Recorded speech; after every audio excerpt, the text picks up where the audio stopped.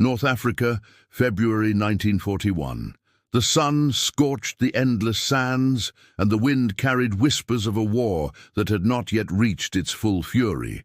Dust storms moved like ghosts across the Libyan desert, covering everything, men, machines, and hope. And then, from the haze, came a new commander. His name was Erwin Rommel. The world would soon know him as the Desert Fox. He arrived not as a conqueror, but as a man sent to salvage what remained of the Axis dream in North Africa.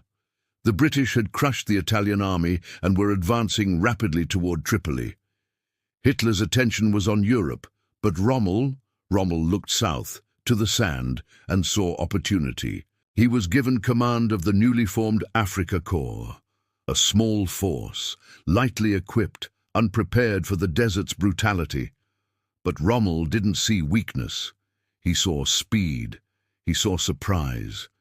He saw a battlefield unlike any other, one that could be shaped not by numbers, but by movement. From his first days, Rommel refused to wait for orders from Berlin. He moved fast, too fast for bureaucracy. His philosophy was simple: attack, always attack. His staff warned him of limited fuel, broken supply lines, the untested soldiers under his command. Rommel listened and attacked anyway. Within weeks, he launched a counteroffensive so sudden it stunned even his own men. British patrols vanished in clouds of dust. Tanks appeared from nowhere, striking from the flanks, disappearing before retaliation could come. His panzer divisions became phantoms, his movements unpredictable, precise, deadly. The British began calling him the Ghost Commander. By April 1941, the tide had turned. Benghazi fell, then Derna, then Mechili.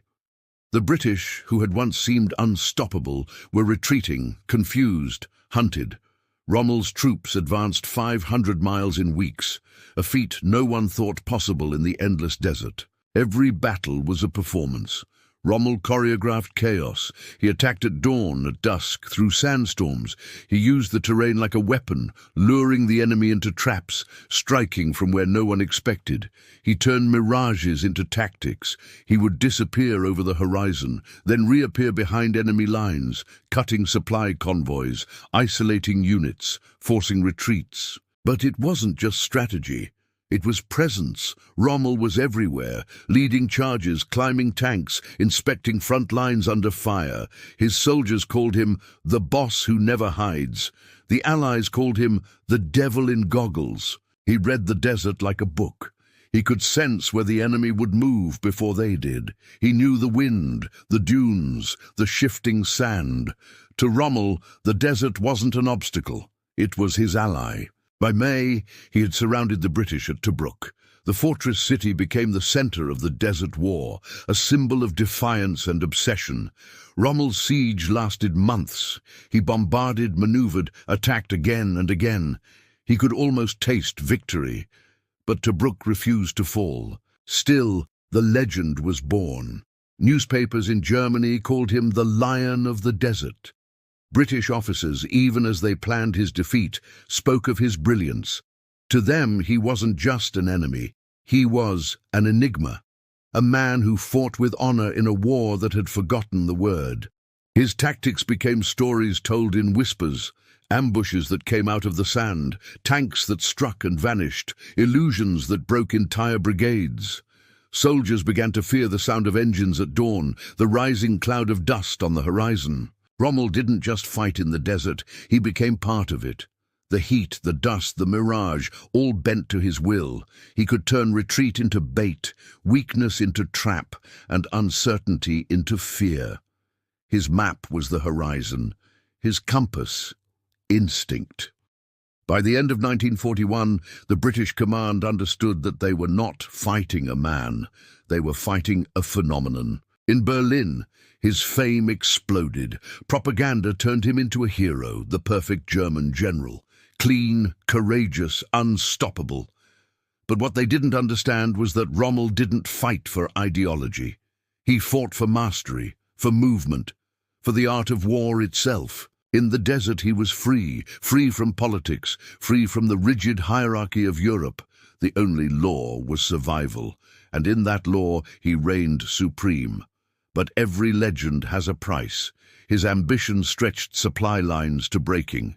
His daring raids burned through fuel, through men, through time. He played with the edge of defeat and called it genius. The desert began to burn, not only from the sun but from the fire of his audacity. His troops believed they could do the impossible because their commander already had. The Africa Corps became a ghost army that struck faster than thought. The British regrouped, reinforcements came, yet even as they built their defences, one name haunted their reports, their radio transmissions, their sleep: Rommel. In the months to come, the desert would become his stage, his battlefield, his empire of illusion. He would lead from the front, challenge the impossible, and make even the sands of North Africa whisper his name. But for now, February 1941, the world had just begun to learn what happens when a single man dares to turn the desert into a weapon. The desert fox had arrived. Question for you. If you were in Rommel's place, outnumbered, outgunned, but free in the desert, would you take the risk and attack or wait for reinforcements? If you love cinematic war stories like this one, don't forget to like the video, subscribe, and turn on the bell. More legends are coming. Tobruk, June 1941. The fortress stood like a scar on the desert's skin, surrounded, bombarded, yet unbroken. For Rommel, it was more than a city. It was an obsession, a wound that refused to close. Each morning before the heat came, the engines roared and Rommel vanished into the dunes. He crawled through the sand with binoculars in hand, studying every movement, every shadow. Officers begged him to stay behind. He never listened. War, he said, belonged to those who saw it with their own eyes. The British were entrenched behind minefields, barbed wire, and artillery. Rommel didn't see walls. He saw puzzles. He struck from the flanks, vanished into the mirage, reappeared where no one expected. His battles were rhythm, not routine. The desert became an instrument, and he conducted its chaos. He ignored orders from Berlin. Hitler wanted defense. Rommel wanted motion. In the desert, whoever stopped died. At dawn, his tanks emerged like ghosts, gliding silently through the mist. By the time the British fired, he was already behind them. He used deception like oxygen, dummy tanks, fake radio chatter, staged retreats. He turned illusion into strategy. The British began calling him the magician of the desert. By mid-1941, even Churchill demanded daily reports on him. British maps, filled with arrows and question marks, tried to predict his next move. They never could. Rommel improvised, trusting instinct over logic. His soldiers followed him like believers. He ate with them, fought beside them, dragged the wounded from burning metal. He wasn't their god. He was their mirror. But the desert was unforgiving. Heat melted engines, sand swallowed trucks, and thirst killed faster than bullets. Supplies came too slowly from Europe. The British had ports. Rommel had the horizon. He needed to win before the desert itself devoured him. June 1941. Operation Battle Axe. The British attacked to free Tobruk. 3 times more men, 3 times more tanks. Rommel waited. He let them advance deep, then struck like lightning. His artillery fired from unseen ridges. Tanks flanked from nowhere. Within days, the British assault collapsed. Berlin cheered. Rommel didn't. He stood among wrecks and whispered one word: "Weiter." Forward. He was addicted to momentum. Each victory demanded another. He fought like an artist obsessed with the next stroke. The world saw a hero. The British saw a phantom. The desert saw a storm. But storms fade. Cracks began to show. Fuel shortages, broken radios, collapsing allies. Still, Rommel pushed forward, gambling everything on audacity. "In the desert," he once said, "you win only by daring the impossible, because the enemy expects the reasonable." That was his truth. That was his trap. By autumn, he had become a legend. His name carried fear or respect. He fought not for Hitler, not for empire, but for mastery itself. Yet the desert gives glory only to take it back. The fox was still hunting, but the shadows were closing in. Question for you. If you faced Rommel, a commander who never fought the same way twice, what strategy would you use to stop him? Cyrenaica, early 1942. The wind howled across the dunes, carrying the smell of smoke and oil. The desert was no longer empty, it was alive with fire. Rommel's men had chased the British across hundreds of miles, and the horizon itself seemed to bend under his command. The desert fox was hunting again. The Afrika Korps moved like a mirage, fast, silent, impossible to track. Convoys stretched thin across seas of sand, every truck carrying just enough fuel to reach the next gamble. Rommel didn't wait for orders. He made them. When Berlin said hold position, he said attack. When others hesitated, he was already in motion. In January, he struck again, a lightning counteroffensive that stunned the British. His forces surged west to east, driving through Benghazi, pushing deep into the enemy's lines. His tanks appeared where maps said they couldn't. His troops were exhausted, hungry, half-supplied, but they followed him, always forward, always into the storm. Rommel's brilliance was speed. His weapon was deception. He would let the enemy see weakness, then strike through it. He'd stage a retreat, draw his opponents into the open, and hit them from the flanks before they realized what was happening. Every battle was chess played in a sandstorm. Every move risked everything. In February, the British fell back again. They called him the Desert Ghost. Soldiers whispered his name like a warning. To fight Rommel was to fight the desert itself. Unpredictable, blinding, merciless. But with every victory, the trap was closing. His fuel convoys were being sunk in the Mediterranean. His supply lines stretched across impossible distances. He had tanks, but no fuel, men, but no reinforcements. Berlin sent praise, not resources. Rommel didn't care. He wanted to finish what he started. He believed the desert could still be beaten with willpower alone. By May 1942, he had surrounded Tobruk again. The same fortress that had defied him a year earlier. This time, he wouldn't wait. He launched a full assault, tanks charging headlong into artillery, soldiers advancing through smoke and fire. It was madness. It was genius. After 240 days of siege, Tobruk fell. 33,000 British soldiers captured, mountains of supplies taken, the impossible achieved. Rommel had done what no Axis commander before him could. Hitler promoted him to Field Marshal, the youngest in German history. Berlin celebrated, London mourned, Cairo trembled. The Desert Fox had turned the war upside down. But the desert was not done with him. The further he pushed, the more the sand began to bite back. He advanced toward Egypt, chasing the British toward a place called El Alamein, a narrow stretch of land between the desert and the sea. To Rommel, it looked like another battlefield. To fate, it was a trap. His men were dying of thirst. Engines failed in the heat. Supply trucks were lost to air raids. The British, under new command, were rebuilding, stronger, smarter, and no longer afraid. They had learned his tricks. They could feel his rhythm. Rommel pressed on anyway.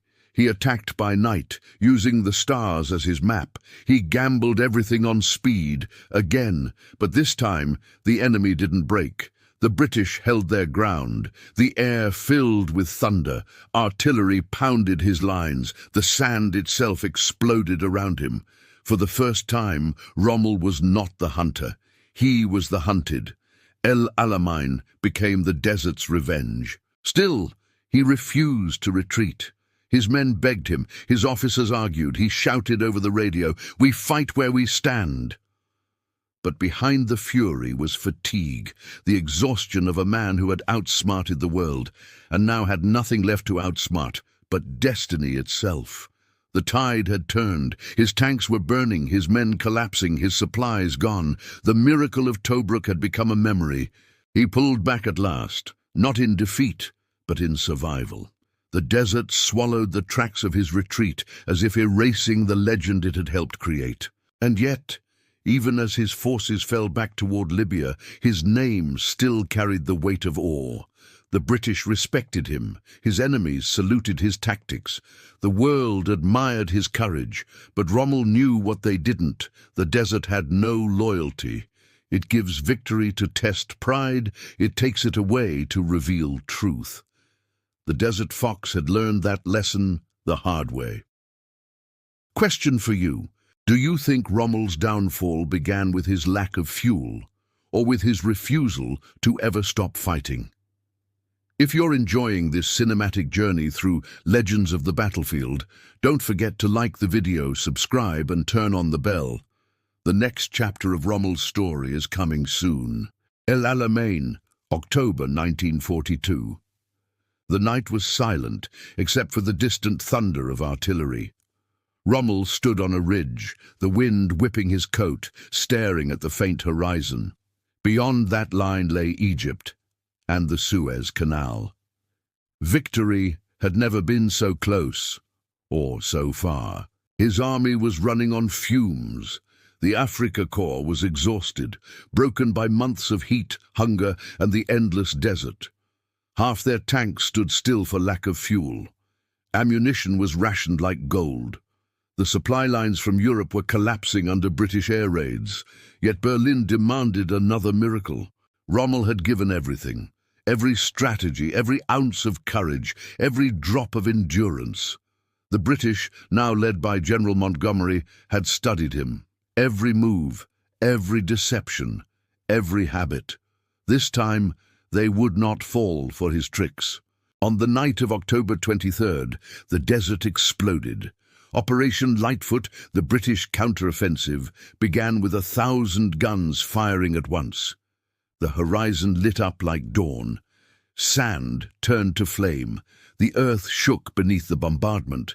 For the first time, Rommel's men didn't advance. They endured. He raced from position to position, shouting orders through the roar, his eyes burning with fury. But the enemy was everywhere. Planes above, artillery ahead, mines below. His tanks were trapped in a sea of fire. The desert that once hid him now betrayed him. For 12 days, the battle raged. Rommel's brilliance met Montgomery's precision. His ambushes failed, his flanks crumbled. His men fought like ghosts of the army they once were, still fierce, but fading. When Hitler's message arrived, it was simple. Stand fast, no retreat. Rommel read it in silence. Then he looked out at the burning dunes and said quietly, "Tell them, we have no fuel, we cannot move." Berlin sent no answer. The British broke through on November 2nd. Rommel's lines shattered. What remained of the Afrika Korps began a desperate retreat west. Columns of trucks crawled through the sand, chased by aircraft, bombed by the hour. Every mile was bought with blood. Rommel refused to abandon them. He drove at the front, through smoke and chaos, guiding what was left of his army towards safety. He slept in the sand beside his soldiers, his uniform caked in dust, his face hollow from exhaustion. The legend of the Desert Fox was bleeding out under the African sun. By the time he reached Tunisia, only fragments of his once proud army remained. The British followed relentlessly. Rommel had outmaneuvered them for nearly 2 years. But now, the game was over. He wasn't fighting Montgomery anymore. He was fighting time itself. The man who had once commanded the desert now commanded only a shadow. Berlin still called him a hero. Propaganda showed his face, his victories, his legend. But Rommel knew the truth. The desert had taken everything, his men, his strength, his illusion of control. He began to see what lay ahead, not triumph, but tragedy. The Desert Fox, cornered, wounded, still defiant, would soon leave Africa behind. But his war, his legend, and his choices were far from over. The sands had turned against him, yet one question remained. Had he lost to the enemy, or to his own legend? Question for you. Do you think Rommel's fall was inevitable? Or could the Desert Fox have escaped the trap history set for him? Germany, 1944. The desert was gone, replaced by forests, ruins, and fear. The once invincible desert fox was now a hunted man in his own homeland. His army destroyed, his legend intact, his loyalty in question. Rommel had returned from Africa a national hero, but he found a different war waiting for him. Europe was burning. The Allies had landed in France. Hitler's dream of conquest was dying, and Rommel was ordered to defend what was left. Yet the war he came back to was not the one he understood. The front was chaos, the orders madness. The Führer demanded miracles, but Rommel had already learned that miracles don't come twice. He commanded the Atlantic Wall, a line of defenses stretching along the French coast, concrete bunkers, mines, artillery. It was supposed to stop the invasion. Rommel knew better. The first 24 hours of the invasion will decide the fate of Germany, he warned. The Allies must be stopped on the beaches, or not at all. June 6, 1944. D-Day. The Allies landed. The sea turned black with ships, the sky white with parachutes. The storm Rommel predicted had come. He wasn't there to see it, visiting his family, far from Normandy. By the time he returned, the beaches were lost. France was collapsing. Hitler refused to allow retreat. Rommel saw the truth. The war was over, but the killing had just begun. He urged surrender. He begged for reason. He told Berlin the unthinkable, that victory was impossible, that Germany needed peace before it bled to death. For the first time, his voice was not heard. It was recorded, watched, feared. Whispers grew, plots formed. Officers spoke quietly of ending the madness by ending Hitler. Rommel was drawn into their circle not by ideology, but by despair. He wanted to save what was left of Germany. Whether he joined the conspiracy or merely knew of it, no one could say for sure. But in the eyes of Berlin, silence was guilt. July 20th. The bomb plot failed. Hitler survived. The Gestapo began its purge. Names, faces, rumors, all hunted down. And in the shadows of that purge, one name stood out like a torch. Erwin Rommel. October 14th, 1944. A black car arrived at his home in Herrlingen. 2 generals stepped out. They brought no soldiers, no handcuffs, only an envelope. Inside was an impossible choice: face a public trial and see his family destroyed, or take his own life, quietly, as a hero. Rommel asked for a moment alone. He looked at his wife, at his son, then at the world he once believed he could shape with courage and command. Outside, autumn leaves fell in silence. The men waited in the car. He walked out calmly, still in uniform. They drove to the edge of the forest. 10 minutes later, the desert fox was dead. Berlin announced that he had died from wounds in battle. State funeral, flowers, medals, lies. The truth, whispered only among those who knew, was that the man who had once conquered the desert had finally been conquered by his conscience. History would remember him as both hero and traitor, soldier and rebel. The fox who outwitted empires and defied tyranny. But in the end, he was simply a man who believed in honor, trapped in a war that had forgotten what that word meant. The desert had shaped him. The Reich had used him, and the world would never see his kind again. Question for you. Do you see Rommel as a hero who tried to do what was right, or a soldier who realized too late that he was fighting for the wrong cause?